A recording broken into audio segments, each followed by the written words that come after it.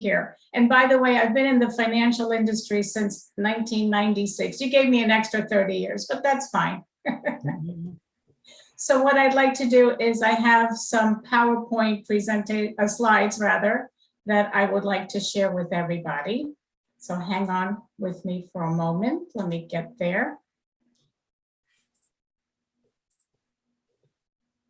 So today I'd like to talk with our audience about planning for the what ifs. And so many of us go through retirement planning, we work, we save money for our financial futures.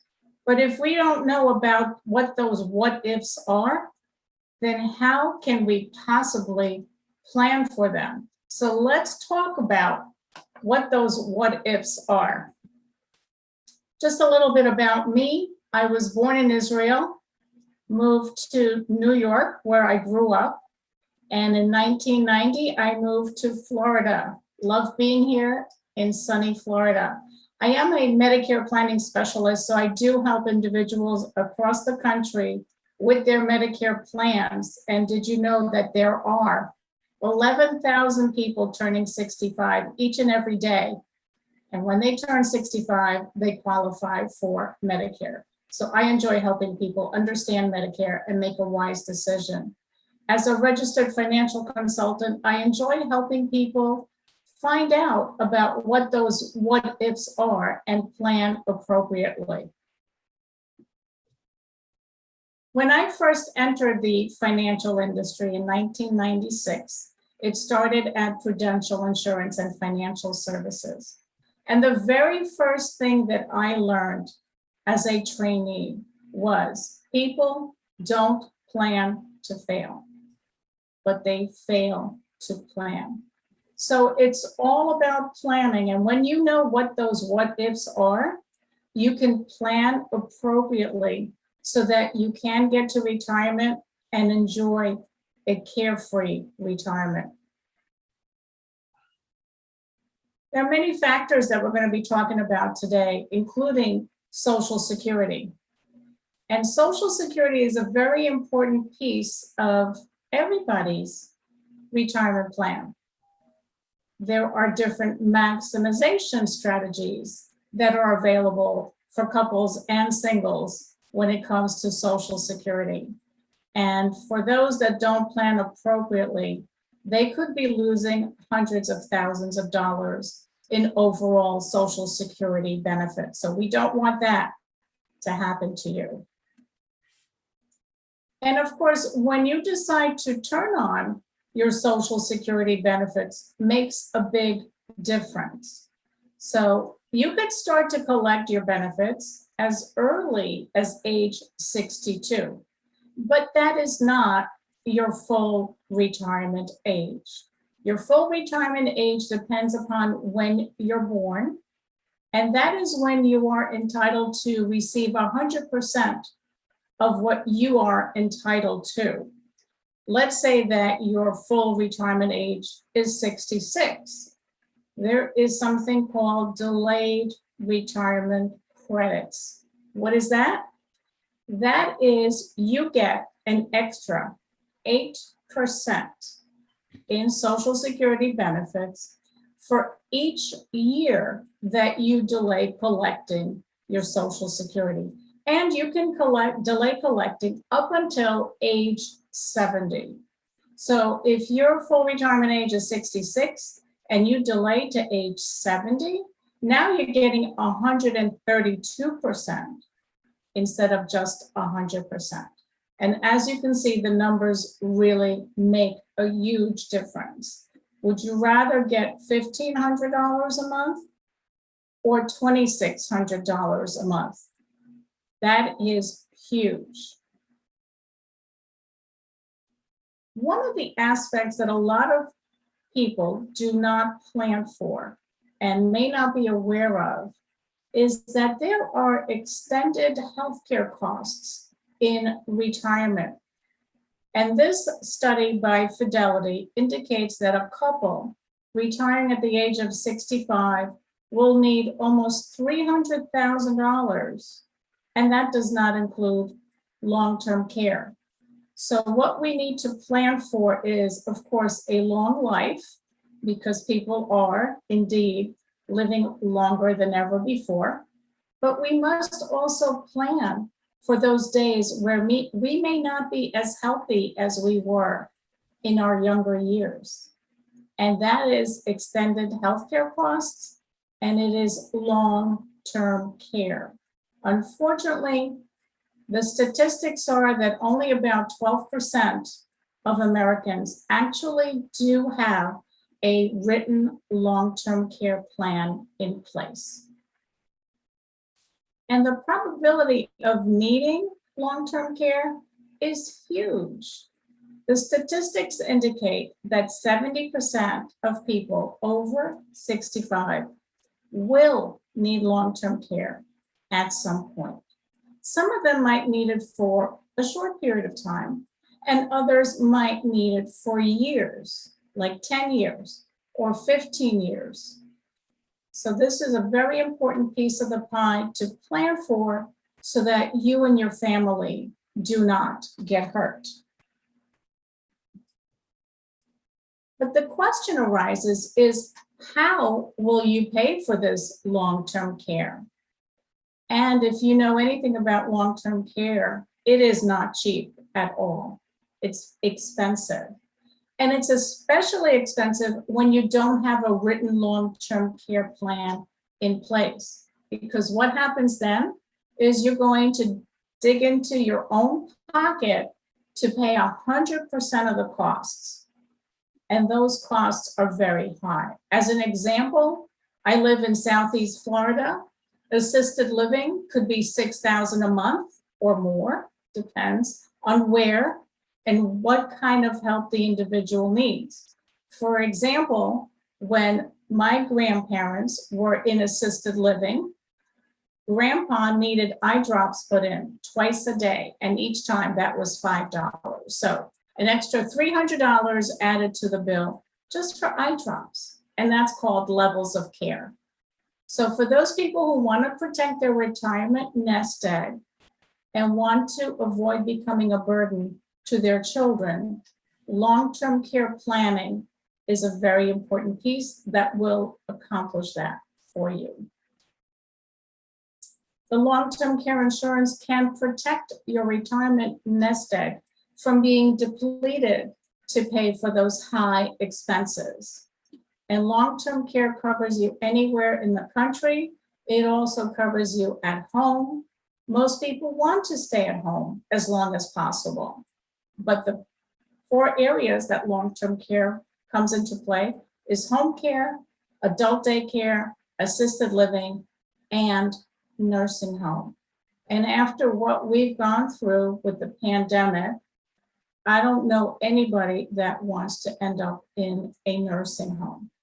And of course, a nursing home is the most expensive of all of the types of long-term care.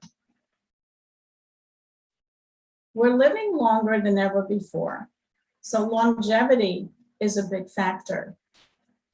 Do you know that years ago people would retire at 65 and they might live another 10 or 12 years? But people are living well into their 80s and 90s and even beyond that. So longevity is a real issue. So in the old days, we used to work for 40 to 45 years and spend 10 to 15 years in retirement. Now we may work 40 to 45 years and spend 30 or more years in retirement. So we need to plan appropriately so that we will not run out of money.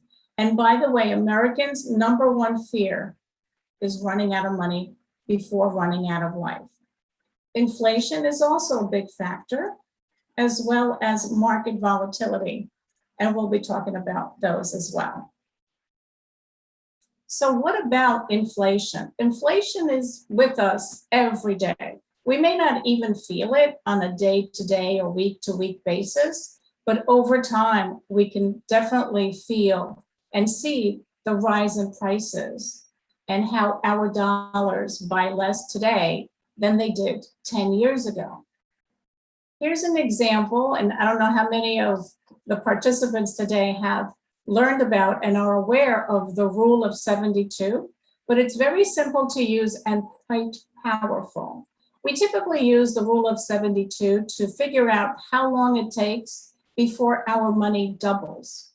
But we also use the rule of 72 to figure out how long at a certain inflation rate will it be before we need twice as much money just to maintain our standard of living.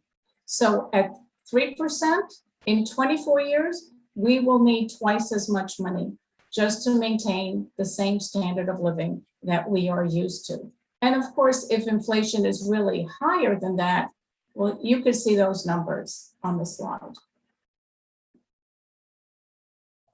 As I said, people are living longer and longer. It's not uncommon to spend 30 years in retirement. And did you know that today there's a great chance that 1 out of a couple will make it to age 97? As a matter of fact, grandma is 98. So it's very important to make sure that we plan appropriately for a long life. I think that we should be planning to age 100 these days because people are living longer. And if you plan to 100 and you've got a good plan in place to carry you through, you're on the right track. So this is life expectancy, on average 84. But how many people do you know that are older than 84? How many people in your family do you have that have longevity, that have made it well into their 90s?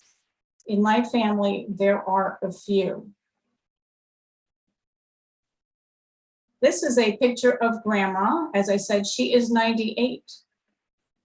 Her oldest sister lived to be 106. Can you imagine living to 106? That is an extremely long life. And by the way, talking about somebody making it to 100, I wonder if anybody has heard of Ida Mae Fuller. Ida Mae Fuller lived to be 100. She was one of the first recipients of the monthly Social Security check. She had contributed just $25 overall over 3 years, and she collected almost $24,000 by the time she made it to 100. So she did really well with her Social Security. We can see how long it takes and what those numbers are. Let's say you know somebody who's 60 years old, who's living on a $50,000 annual income. Based on 4% inflation, at age 85, they will need twice as much money as they did at age 65, just to maintain the same standard of living that they had at 65. So we all need to plan for inflation, because inflation will erode our purchasing power. And let's not forget about market volatility. This is another area that we need to plan for wisely. I think we all know that the market goes up and the market goes down. I call it the market gives and the market takes. And there's something called the safe money formula, which is based on your age. Basically, the older you are, the less risk you should be taking with your dollars, because a market downturn can be 30, 40, or 50%. We've seen it happen in the past, and the market is just at an all-time high, and we're all happy about that. But what happens when it has a correction, or even a major correction? How will that affect you? How will that affect your retirement plan? Will you have to delay starting retirement if that happens to you? And I have a slide that I want to share, which really brings it to the forefront. Here's an example of Susan and Joe. And Susan and Joe both have $500,000 in the market, say the S&P 500 as an example. They both take out 4% a year to keep up their expenses.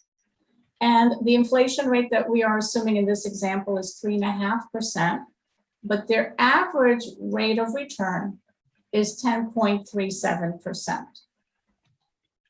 And let's take a look what happens to Susan and Joe.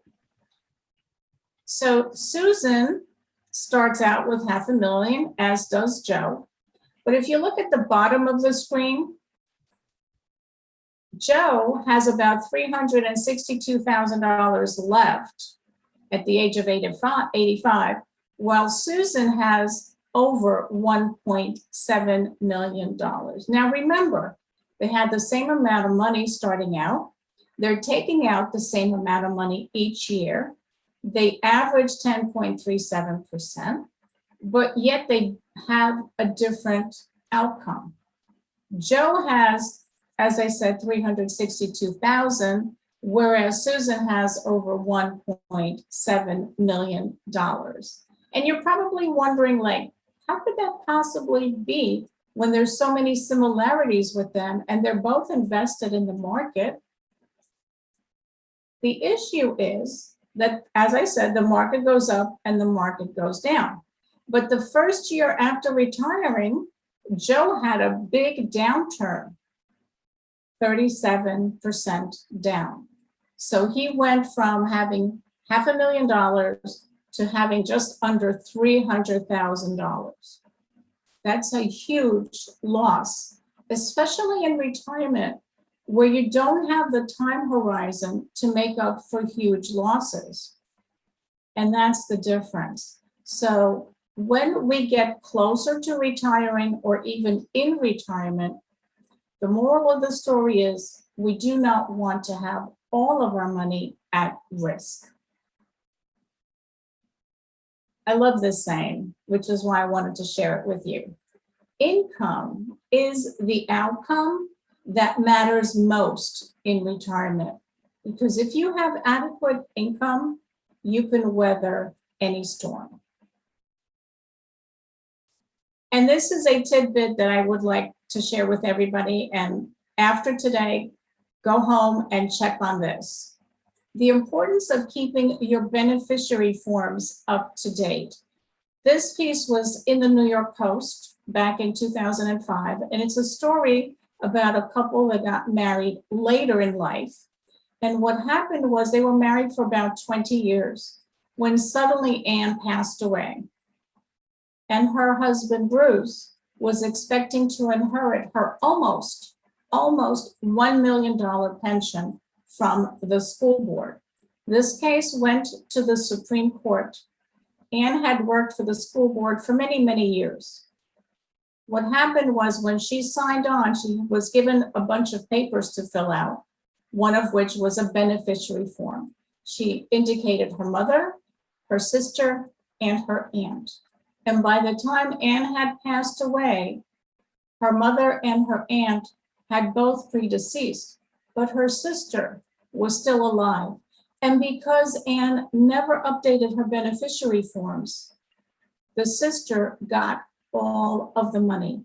Bruce did not get a cent, and nor did his sister-in-law want to share any of that inheritance with him. So this was a Supreme Court decision. So please make sure that your beneficiary forms are up to date so that whoever it is that you want to inherit will be the one indeed to inherit. And there are some points to ponder. Are your legal documents in order? So very, very important. Does your family know what your final wishes are? And of course, what is your legacy? Some of us want to leave money behind to an alma mater or a charity. And these are the what ifs. What if you live a really long life and you run out of money? Or what if you die sooner than you expected and you wanted your children to go to school and go provide for tuition, or grandchildren? What if you need long-term care down the road? And of course, a market downturn. Becoming a widow or widower, and also running out of money in retirement. It's all about planning and planning appropriately. But if you don't know about what these what ifs are, how can you possibly plan for them? So that's why I wanted to share this with everyone. And of course, if anybody needs my help, I'm here to help. Or if you have a financial advisor that you're working with, by all means. We also have a monthly newsletter, which is just 2 pages. If anybody's interested in getting that, we would be happy to add you to the list. And we do have a free report if anybody wants that. It's Retire Smart, a simple guide to retirement. And if anybody here needs a second opinion, we all tend to get a second opinion when we get a medical diagnosis, but it's also valuable to get a second opinion on what you're doing to reach your retirement and financial goals. And I thank you. Thank you, Sara. That was a wonderful presentation. You certainly gave us a lot to think about and some very useful information there. I know I have a few questions for you. And again, I want to go ahead and open questions up to the people listening as well. So if you have questions, be sure and put them in the chat and I'll relay those questions to Sara. But while we're waiting, a few questions. You mentioned that after public speaking, Americans' #1 fear is running out of money. What's the first step someone should take to make sure their money lasts throughout their lifetime? Well, we all work, we all put money aside for retirement. I think for most of us, retirement is a goal that we want to achieve, but we need income in retirement. We need income to replace the paycheck that we used to get from a job or a career. And we all know that Social Security will provide us with income for the rest of our life. A lot of people used to have pensions. Not too many have pensions anymore. So we need to be in charge of our financial futures and make sure that we have more guaranteed lifetime income in addition to the Social Security. And that certainly can be done. Okay, yeah, thanks. Carolyn, looks like you have a question. Hang on a second, let me. Whoops, there.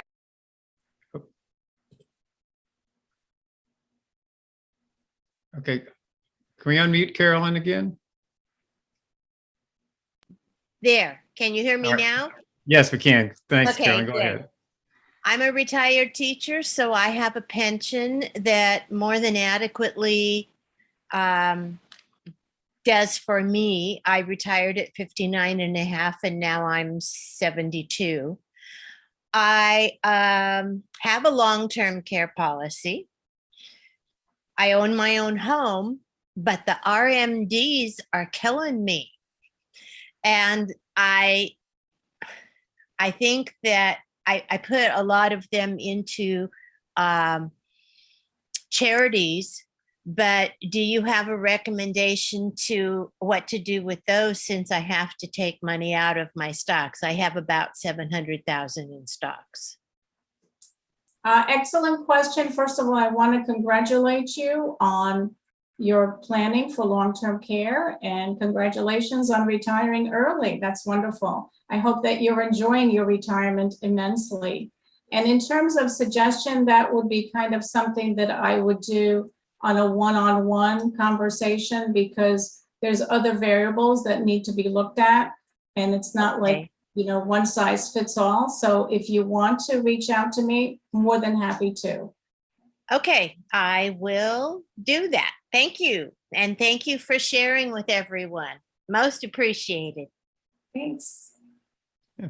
Thanks, Carolyn. And again, if other people have a question they'd like to ask, just raise your hand and we'll unmute you so you can ask your question directly. Or again, you can always put that in the chat as well.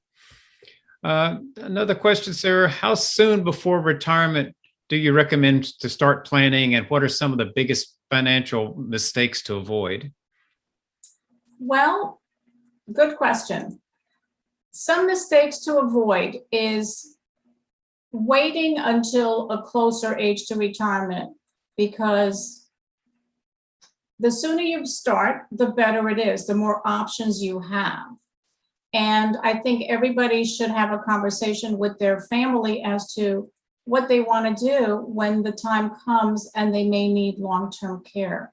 Because that long-term care piece of the pie could wipe out everything that somebody has planned for and saved for their financial future, their retirement years, their golden years, where they want to enjoy and have peace of mind and not have to worry about bills. So the long-term care piece of it is very important. And I always say that long-term care is a family affair, because think about it.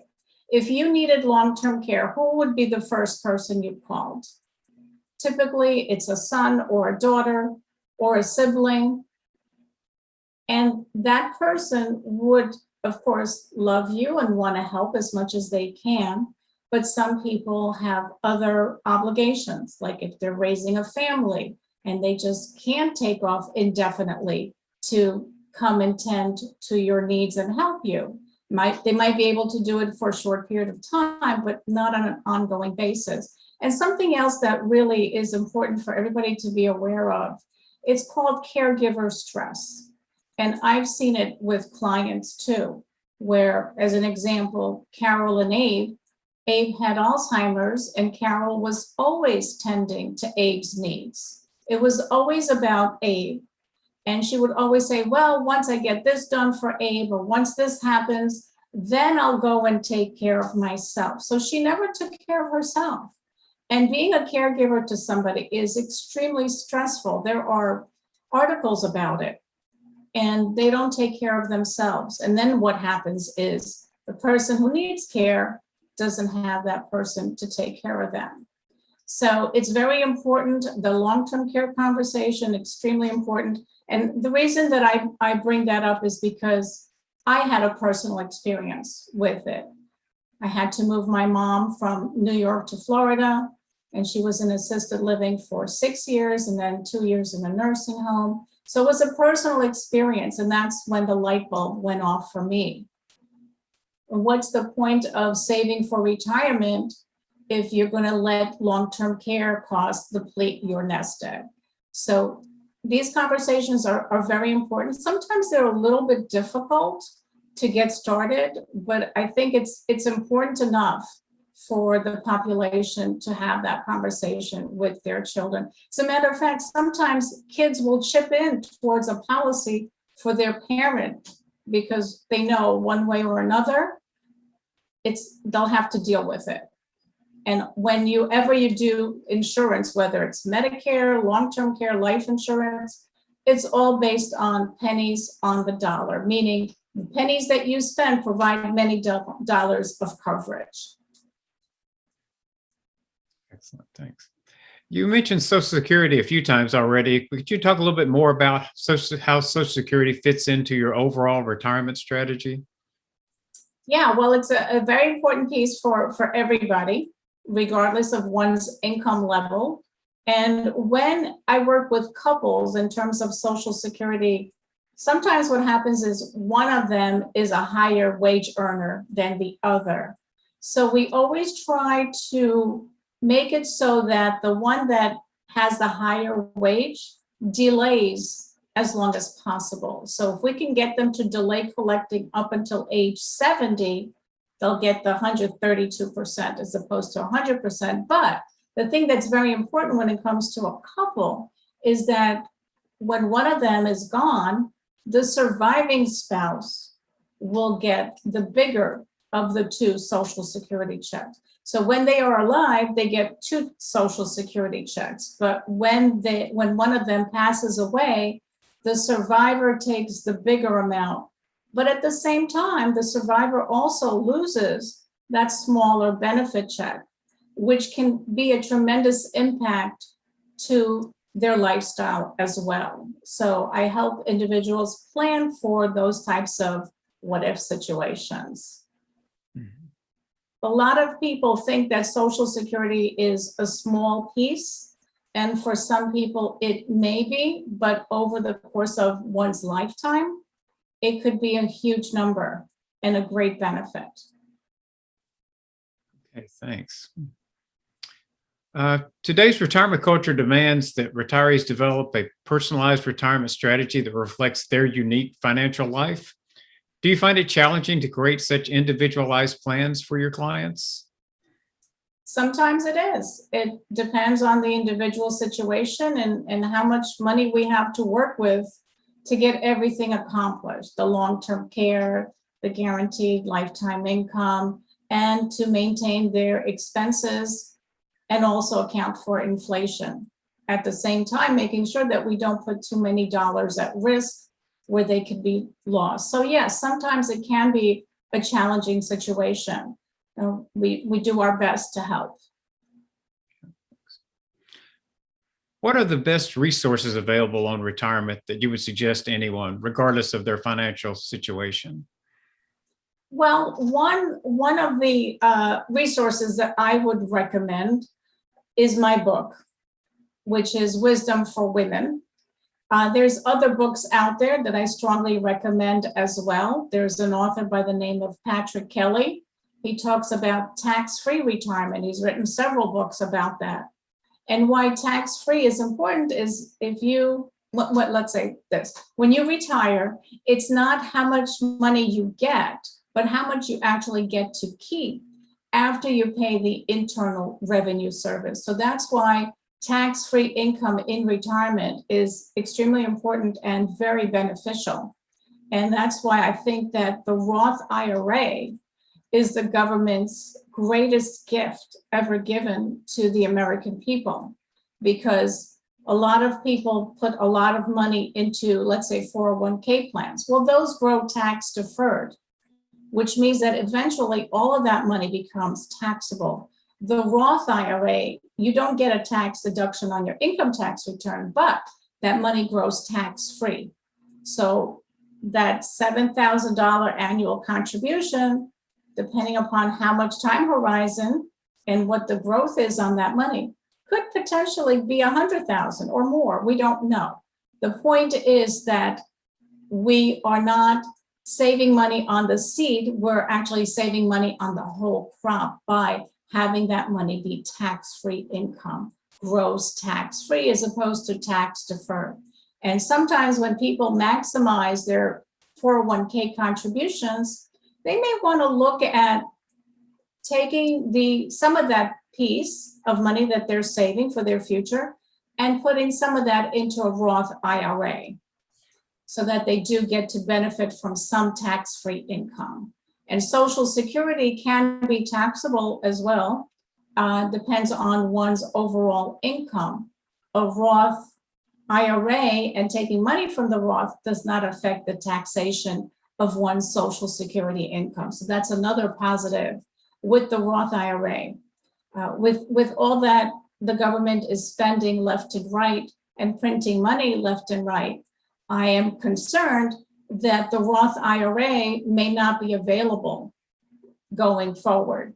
So if anybody here does not have a Roth IRA, and if anybody here has children that don't have a Roth IRA, I strongly urge them to have the conversation, urge your relatives to make sure that they get an Roth IRA before it's no longer available to us. Yeah, just to clarify there for everyone, I've heard that Roths are good for people that are younger or getting ready for retirement, but would you suggest that people that are already retired continue to put money into a Roth? Yeah, and sometimes we encourage people to do a conversion. In other words, take the traditional IRA and convert it to a Roth. And yes, they will have to pay the taxes, but sometimes it makes sense. Sometimes it does not. That's why it's an individual situation on basis by basis, on a case by case basis. But everything, everybody's situation is different. So there's no one size fits all when it comes to financial planning. We just have to see what makes the most sense for the clients. And along a similar vein, what advice would you give to someone just starting out their career versus someone that's closer to retirement age? Somebody starting out, I know when people are in their 20s or early 30s, to them, retirement feels like it's many years away. And it's like, oh, I don't have to think about that now. I've got all this time. Or they might be in the process of buying a home, starting a mortgage, or they're raising young children. Retirement just seems too far off to even think about, especially when they have other obligations and other bills that they're trying to meet. But even a small monthly contribution to savings is a good start. It gets people into the habit of it. And once they're doing it, they no longer feel the lack of that piece of the money that they're saving. And it's very important because a younger person would have to set aside a lot less money to achieve the same results as an older person who may procrastinate till they're in their 50s or 60s to start saving. And I think we all know that time goes by so very quickly. Before you know it, we're at Medicare age already. And so to get the discipline, I think one of the great things about a 401k is that it forces people to save. It's a forced saved retirement plan, which is great. But even starting out with a small amount of money, the young person, whether it's $50 a month or whatever they could do, it's a beginning. And I strongly encourage it. And I know it's really hard for that age range to really think about retirement planning. But if they do, they will be so much better off when they get closer to retirement. Good answer. Thank you. Looks like Carolyn has a question. I always have questions, Wade. Thanks, Carolyn. We appreciate it. Go ahead. I started saving, to piggyback on what you said, I was too young to think about retirement, but I wanted the down on a house. And so I started saving and then took some out of that for the down when I bought my house. But I wanted to go back to your Roth. My understanding, there was no Roth when I started saving. And my understanding was that you had to have an income to put money into Roth. You couldn't just use, like now I have no income. Can I do anything to get a Roth now? And maybe it's too late, or maybe it's no longer, since I'm 72, it's not advisable. Could you speak to that?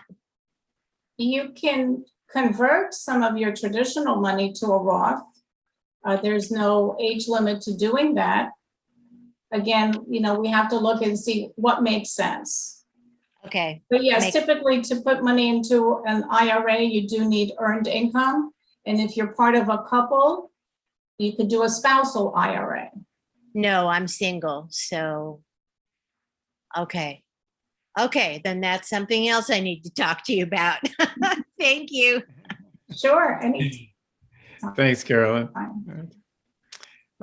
Sarah, I think you mentioned that many retirees neglect to account for a hugely expensive bill in retirement. What bill were you referring to? Oh, Wade, it's long-term care. Okay. Yeah, long-term care is a big one because the average claim, and of course, what happens with averages, some people go way above the average, like my mom did, and some people are below the average. But the average claim for females is 4.2 years. So if it's costing, say, $6,000 a month for assisted living, and again, it depends where and what kind of care the individual needs. It could be less, it could be more. But $6,000 a month, that's $72,000 a year. Over 4 years, that's close to $300,000. And what if you need nursing home? That's even more expensive. For example, 2 years ago, we lost my mother-in-law. She lost her battle to ovarian cancer. And so she wanted to be in a certain skilled nursing home, which was, she wanted to have her own private room. And that was $13,000 a month. So again, it's not cheap. And typically what I see is people that never had a personal experience, like I had a personal experience, but people who never did with their relatives or loved ones, it doesn't prop in their mind. They don't think about it. They just think, oh, it's not going to happen to me. And even the statistics, 7 out of 10 people over 65 will need long-term care. A lot of people think it's not going to happen to me. It'll happen to you and you and you, but it won't happen to me. But what if it does? What if you are that one, the 7 out of 10, and you don't have a plan in place? What's going to happen? How are you going to pay for it? And how is your family going to deal with it? It's a big factor. Yeah. Thank you. Yes, a huge factor. Thanks for clarifying that. We got a question from our live stream from Albert. Can I take out equity from my property and put it into a Roth and long-term care? I think the answer is probably yes. I'm not sure if it's the right thing to do. That would be, again, a conversation to have with a financial professional. And when I work with families and couples and individuals, looking at everything, because it's kind of like, when you go to the doctor and you say, I have a stomach ache. If the doctor gave you a prescription right away and didn't ask you more about that stomach ache, like how long have you had it? What medications are you taking? What other conditions do you have? They wouldn't be doing their job properly. And it's the same for financial professionals. If we don't have an overall picture of everything that's going on with the clients financially, then we cannot make appropriate recommendations. Great. Thank you. Can you talk a bit about stealth tax and how it affects retirement and Social Security? Well, the stealth tax is really inflation. And the inflation rate, which I think I saw something recently come across that was like, I think 6%. And they're talking about that possibly Social Security's COLAs will be 6%. It's very high. And if you count food and gas into that, well, it's a lot higher than that. We all need to have a plan in place that we can outpace inflation or at least keep up with inflation, because we know that over the course of time, inflation does erode our purchasing power. It takes more dollars to buy the same amount of products and services as it had in the past. So we need to have a plan that we won't get hurt by that, and that our dollars will keep up with rising costs so that we can maintain our lifestyle and not have to drastically downsize the lifestyle that we've been used to. So that is the stealth tax, is inflation. And the rule of 72, as we said, is very simple to use. If the rate of inflation is 6%, divide that into 72, that gives you 12. That means that in 12 years, you'll need twice as much money to maintain your same standard of living with a 6% rate of inflation. There's a question that in high inflation, should you adjust your mix of investments between income versus stock market? That's a very good question. And again, you have to look at everything. You can't make a recommendation without knowing a lot more about the individual, their goals, and their situation. Sure. Okay. I think you mentioned this already, but if you are able to hold off on collecting your Social Security for even a few years more, does it benefit you in the long term? Absolutely. Especially if we live a long life. So for example, if somebody collects at 62, which is the youngest that one is allowed to turn on their Social Security benefits, they turn on at 62 and they live to 65, let's say, they've made the right decision. But if they start to collect at 62 and they live to 95, well, now they've cost themselves a lot in Social Security benefits. So if we all had a crystal ball, we could say with 100% clarity the right thing to do. Of course, if somebody does have medical issues and they don't think that they have a long life ahead of them, maybe they are better off starting to collect their Social Security benefits earlier. So we don't There have is, that by the physical way, a website, I'm sorry, wait, it just occurred to me, there's a website called living to100.com. And if you go on there, it asks you a lot of questions about your medical, and it'll give you a life expectancy number. Interesting. Okay. Thank you. A question, if I plan to meet with a professional financial advisor, what do I need to have prepared before going to the meeting? Well, a lot of stuff, actually. If you do have insurance policies, sometimes your tax returns, any policies that you have, and then everything that you have in your head, like what you want your goals to be, what you're trying to accomplish with your dollars. But those other paper documents are very helpful to the financial professional. And by the way, for those people that do have long-term care policies, it's good to take a look at your policy every few years to see if it's keeping up with the rising costs of long-term care. Typically, you cannot add benefits to an existing policy, but what you can do is you can purchase another policy in order to have the right coverage. Years ago, people would buy a policy that gave them $50 a day in benefits. Well, today, $50 a day in benefits doesn't go very far. So that's why it's important to keep up with your policies and make sure that they're up to date.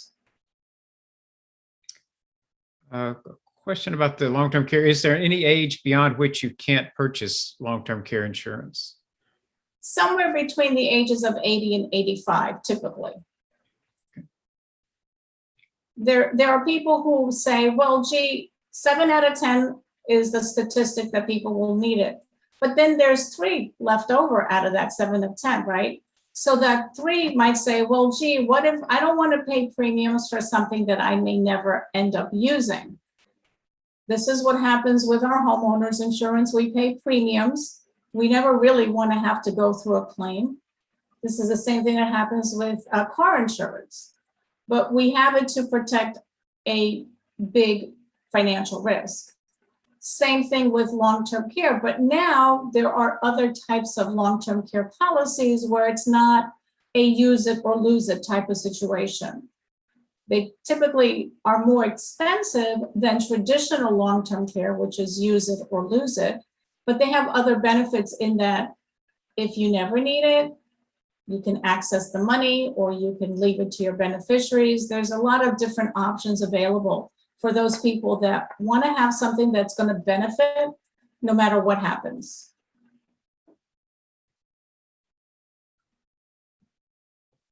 Okay. Slightly different question. What inspired you to write your book, Wisdom for Women, Discover the Challenges You Must Overcome to Live the Life and Retirement You Deserve?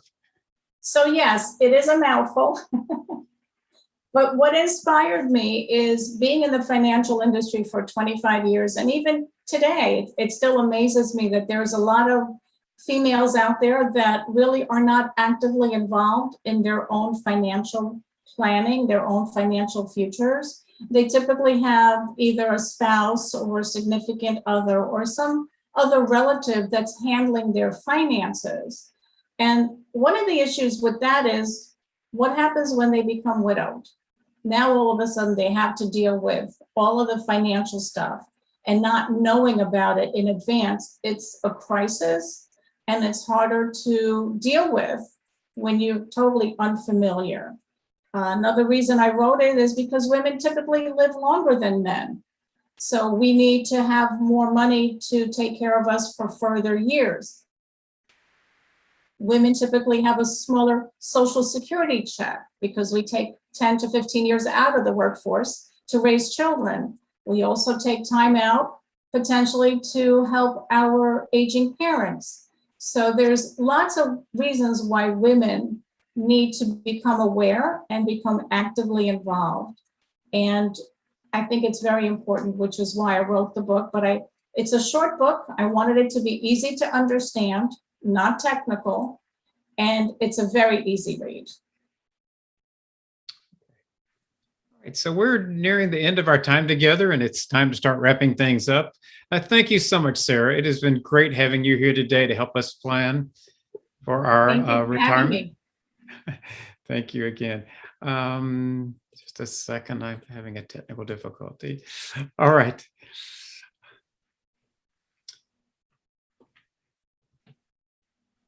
So, okay, if you want to learn more about Sara, you can visit her website, connecting with her on LinkedIn or following her Facebook page. And there's two, a Signature Advisory Group and My Medicare Supplements for You. To get a copy of her book we just mentioned, you can find that on Amazon, Wisdom of Women, Discover the Challenge You Must Overcome to Live the Life and Retirement You Deserve. As a special thank you for attending this event, Sara is giving away free financial reports to our front row audience. Her contact information will be provided in the post-event email that you're going to be receiving. You can see these links in the chat now, and you'll also have the links in the follow-up email for this event. I want to thank the audience here in the front row and in our live stream communities. If you would like a recording of this event, please email our support team at help@getsetup.io. If you're new to GetSetup, we hope you've gotten a taste for what we do. We have over 500 online classes each week, all designed for older adults and taught by older adults. The classes are free as we work with local governments, community, and Medicare organizations who support their members with free classes. I also want to draw your attention to some relevant classes on GetSetup. If you like this event, we have other classes I think you'll find interesting and valuable as well. Look for the link in the to sign up for these classes in the chat here in the Zoom session, in our live streams, and also available at our website, www.getsetup.org. And remember, everyone who registered will receive an email after the event with follow-up links and notes, including links to some of the relevant classes we mentioned and some exciting upcoming guest speakers. We look forward to seeing all of you in the near future. Thanks for coming. Have a great day, everyone.